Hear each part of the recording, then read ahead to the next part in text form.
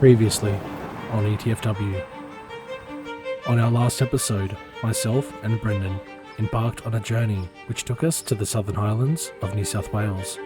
On our journey, we crossed through the beautiful countryside, driving down twisting roads and taking in the beautiful scenery. However, the scenery wasn't our objective. Our destination was the infamous Bundanoon Hotel, and our goal was to spend the night in its most haunted hotel room. Should you wish to view our most recent adventure, there will be a card on the top of the screen which will take you to it. Upon leaving the hotel, we decided a detour was indeed on the cards. Our new destination, Jervis Bay. On this episode, we take you to the ruins of a lighthouse from a bygone era, although this isn't just your ordinary abandoned lighthouse. This location, and in particular its history, is something shrouded in darkness. This is ETFW. Follow us as we explore the Cape St. George Lighthouse.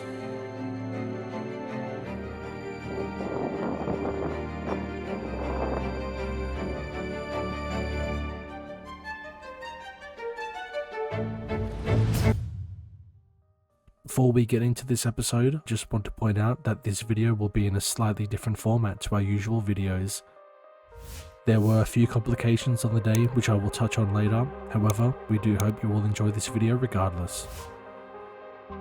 Leaving Bundanoon, we made our detour across the Southern Highlands, towards the Shoal Harbour region. There, we were welcomed with an overcast, rainy morning. The weather gave a beautiful, mystical feel to the valleys we crossed through. So beautiful in fact, we decided to stop for a few Instagram photos.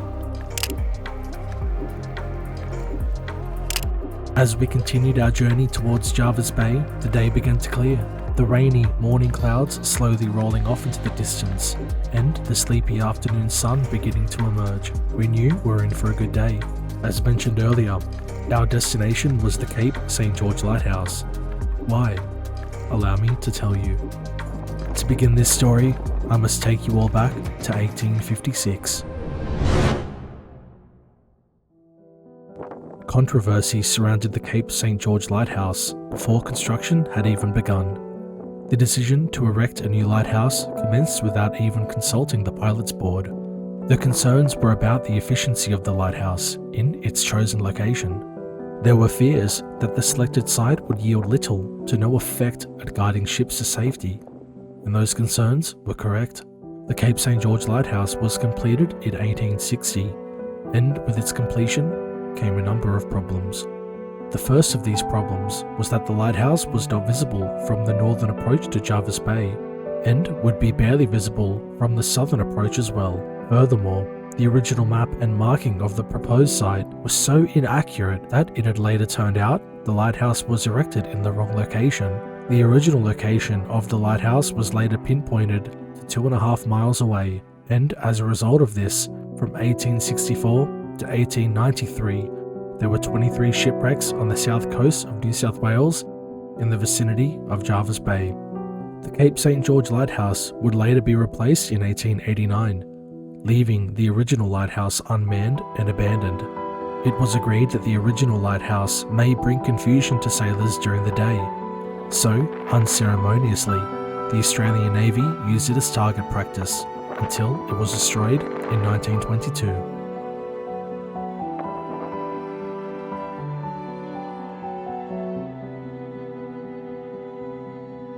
However, our story does not end here. The Cape St. George Lighthouse, as picturesque as the location is today, has a fascinating history of death and disaster, which plagued those who worked and stayed at the location during its years of operation.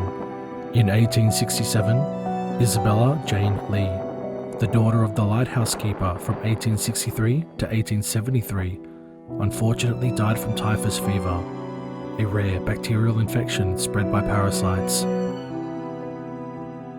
In 1882, another resident of the lighthouse, 13-year-old George Gibson, died from pleurisy. Pleurisy results in the inflammation to the tissue surrounding the lungs, which causes pain when breathing. Typhoid struck again in 1885, killing Florence Bailey, the 11-year-old daughter of the third lighthouse keeper. Her father, Edward Bailey, would supplement his income by fishing for sharks off the rocks below the lighthouse. In 1895, whilst fishing, he was swept from the rocks and entangled in his fishing lines. In the heavy seas, he was washed out and taken by sharks. The event was witnessed by his son, who watched in horror. Francis Henry Hammer, the son of Mary Hammer, a single woman who lived at the lighthouse, had a habit of pushing large rocks over the edge of the cliff to amuse himself. However, he tragically met his end when he either toppled over or lost his footing when part of the cliff collapsed. He was only 9 years old. William Markham, the assistant lighthouse keeper from 1878 to 1883, was kicked in the head by a horse and died before taken to Nowra Hospital. And finally, 1887, Kate Gibson, the lighthouse keeper's daughter, tripped while walking with a loaded firearm.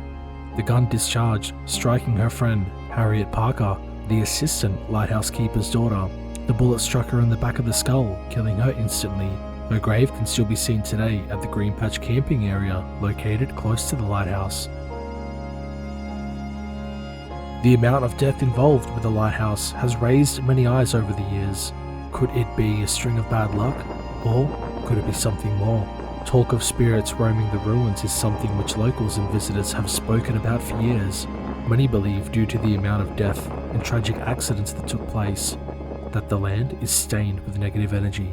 Upon arriving to the lighthouse, myself and Brendan were taken away at the beauty of this site. Even though little remains from the original constructions, you could imagine yourself sitting on a rock, watching the waves roll in and crash on the rocks below. It sure would have been a peaceful location to spend some time away. Pretty damn cool. We had plans to stay the night at the lighthouse and conduct a paranormal investigation. However, upon arriving, we spoke to a ranger who informed us that the gates to the lighthouse would be locked at 7 PM. With no camping gear on us, we decided that a return to this location would be on the list. Even though our visit was short here, we were glad we came. With that said, we made our way back to the car to begin our journey home. Sometimes, adventures don't always go to plan, but that's the fun of an adventure. If you knew for certain what would happen at each location, would it even be considered an adventure? The fun is not knowing, the fun is exploring, and for us, even though the day didn't go as planned, we still had a blast. We do, however, promise to return to the lighthouse and camp overnight, and see if the rumours are true, and if there are otherworldly spirits who still inhabit this former lighthouse. We hope you all enjoyed this short episode, and we'll catch you on the next. Peace. And you're going into that. I'm gonna take my chances up here. I think I'm gonna stay a little bit clear from that. I mean, hey, we already broke one camera, but I mean, I think this will break more than a camera if we fall down that. Yeah. Let's keep moving.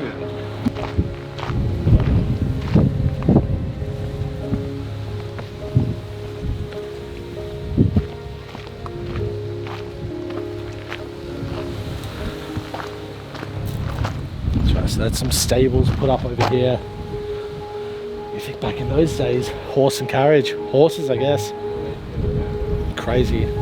Yeah, no cars were coming up here back then. I think it's been missed out. But it is cool that they still sort of somewhat preserved it. Like they kind of took the effort to brace it, reinforce it, somewhat keep it intact. You know, they very easily could have just got rid of it. Yeah, you know, that's right. And it's cool they actually went through the effort to, you know, somewhat preserve it and keep it here, so that people can come and visit it like us. But This is a pretty spot. it is, it's an awesome spot. Wish there was more like this around, you know. Yeah, cool. Anyways, we'll pick it back up in a moment, guys.